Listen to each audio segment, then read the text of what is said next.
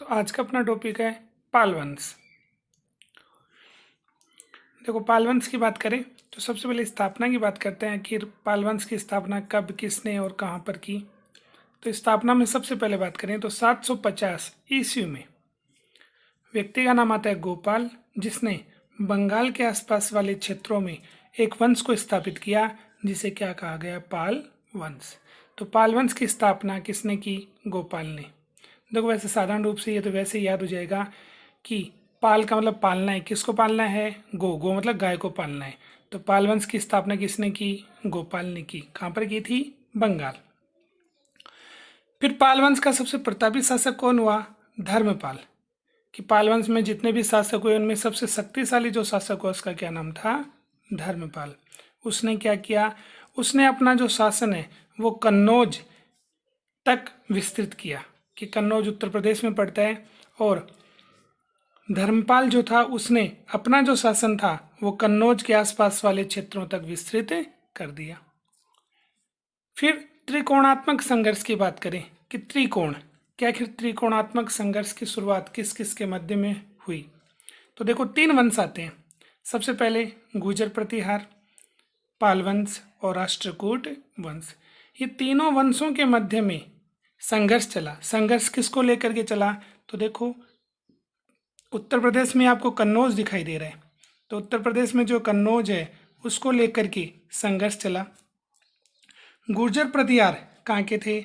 तो अपने गुजरात के आसपास वाले क्षेत्र में गुर्जर प्रतिहार थे। तो ये तो हो गई गुर्जर प्रतिहार।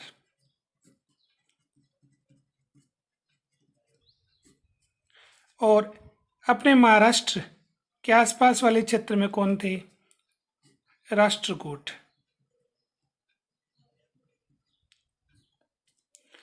और पाल वंश के शासक कहाँ पर थे? बंगाल। तो इस प्रकार से हम देखें तो गुर्जर प्रतिहार, राष्ट्रकूट और पाल वंश के जो शासक थे, ठीक है,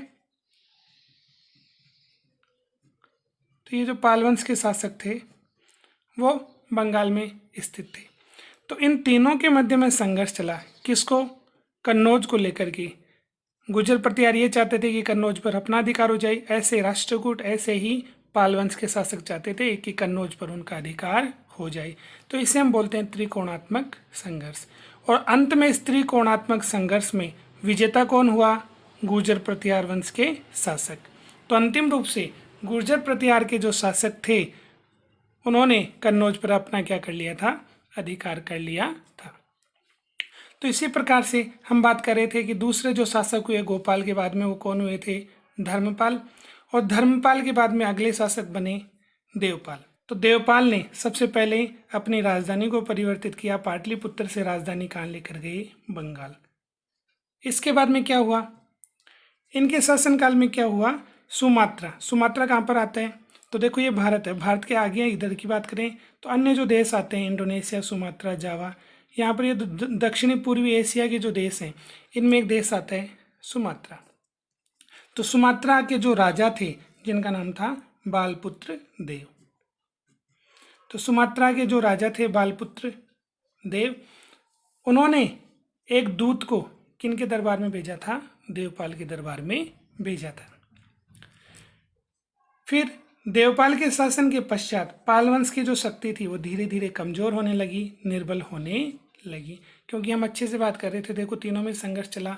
गुर्जर प्रतिहार, पाल वंश और राष्ट्रकूट वंश के शासकों में संघर्ष चला कन्नौज को प्राप्त करने के लिए। तो इसमें अंतिम रूप से सफल कौन हो गए थे? गुर्जर प्रतिहार। तो देवपाल तो शक्तिशाली थे, इनके आगे आने वाले जो भी शासक थे वो निर्बल हो गए, और जिसके कारण शक्तिशाली कौन हो गए? गुर्जर प्रतिहार। फिर अगले जो शासक बनते हैं उनमें 9वें शासक का नाम आता है महिपाल प्रथम। तो ये जो महिपाल प्रथम थे ये 9वें शासक बने किसके? पाल वंश के।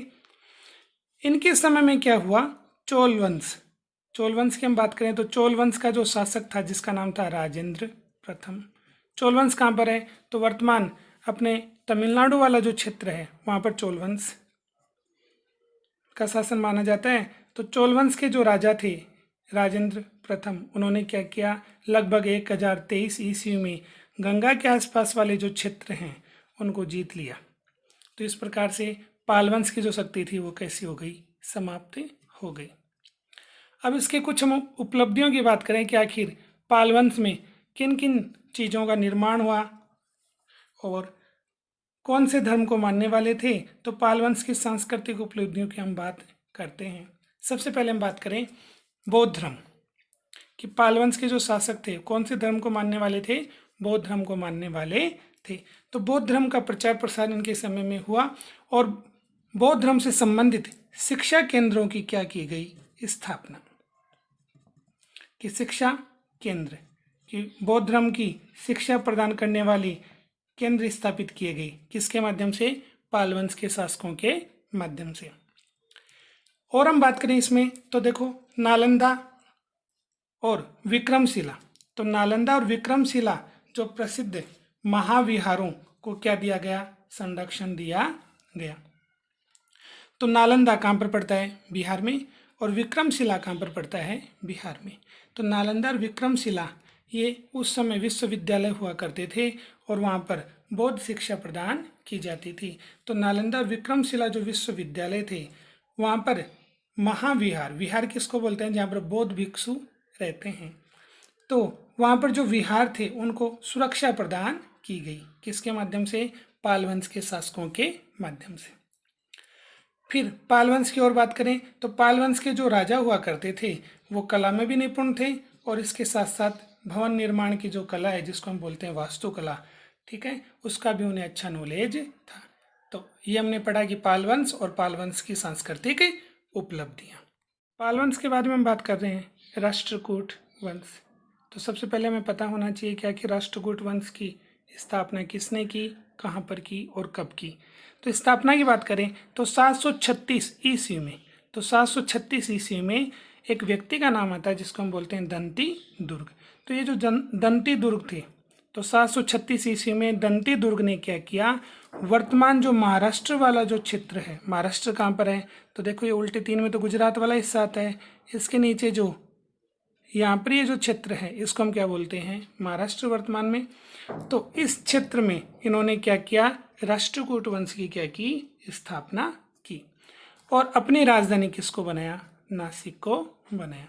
तो दंती दुर्ग ने 736 ईस्वी में इस क्षेत्र में कौन से वंश की स्थापना की, राष्ट्रकूट वंश की। राजधानी किसको बनाया गया, नासिक को बनाया गया।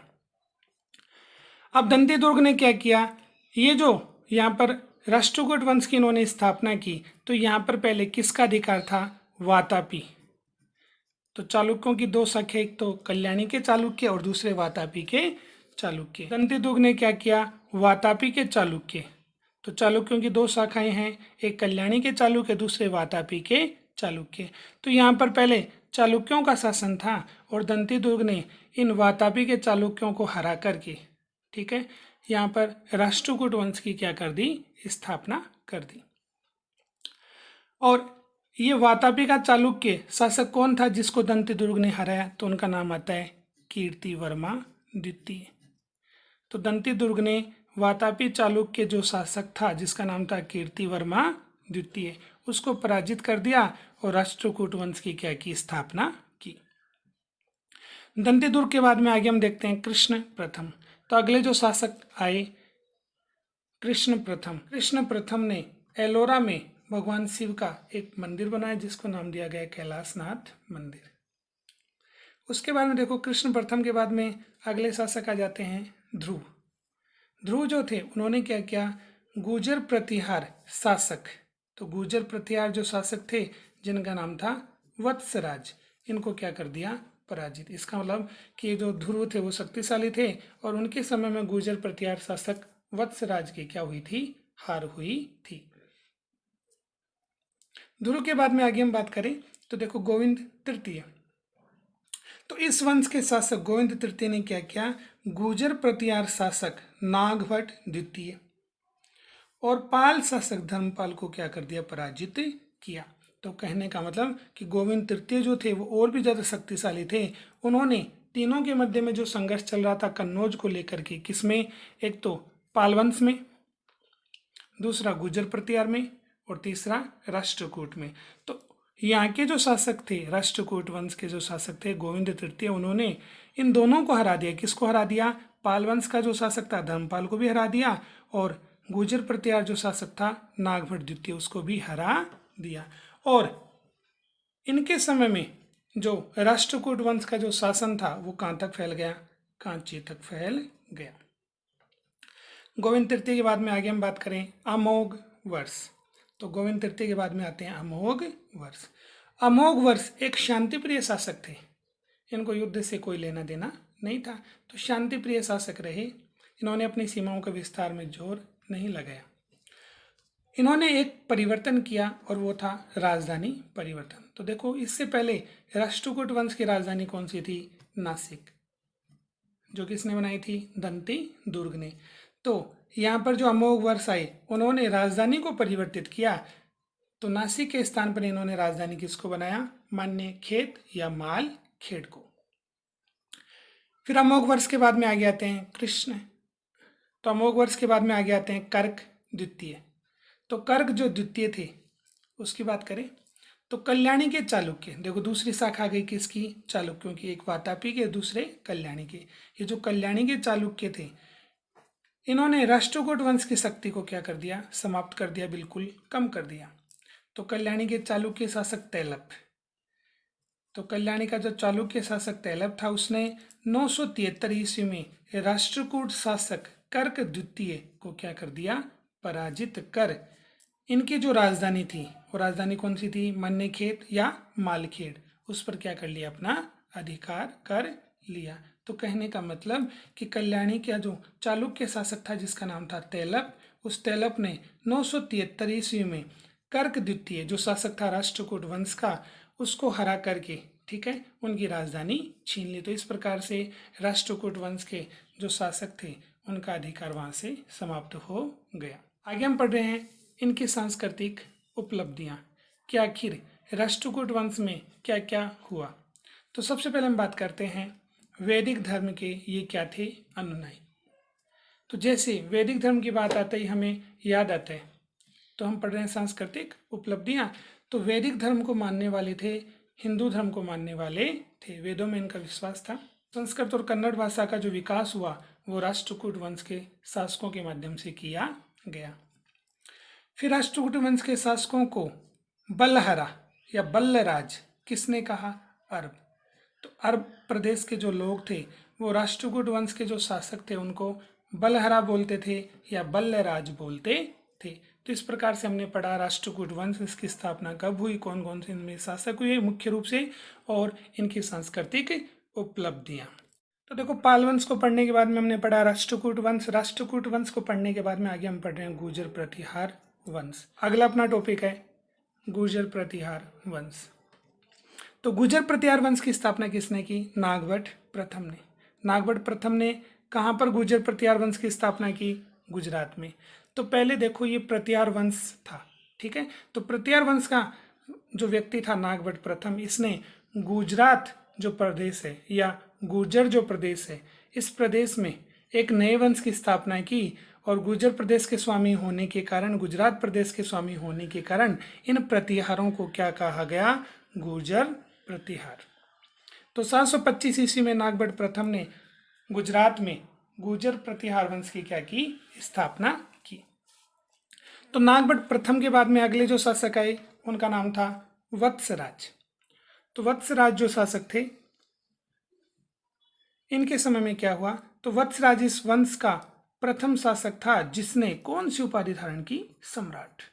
तो इससे पूर्व जो भी शासक आए उन्होंने किसी ने भी सम्राट की उपाधि धारण नहीं की। तो वत्सराज ने सर्वप्रथम सम्राट की उपाधि धारण की। फिर आगे देखो, वत्सराज का जो पुत्र था जिनका नाम था नागभट्ट द्वितीय। तो वत्सराज का जो पुत्र था नागभट्ट द्वितीय, इन्होंने 816 के आसपास गंगा के जो क्षेत्र थे, गंगा के आसपास वाले जो क्षेत्र थे, उन पर इन्होंने क्या किया? आक्रमण करके किस पर अधिकार कर लिया? कन्नौज।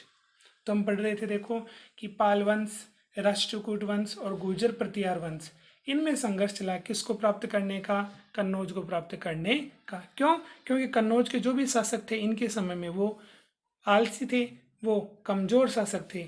तो कमजोर शासक होने के कारण कन्नौज पर अधिकार करना चाहते थे तीनों ही वंश, और इनमें सफल कौन रहा, गुर्जर प्रतिहार वंश सफल रहा।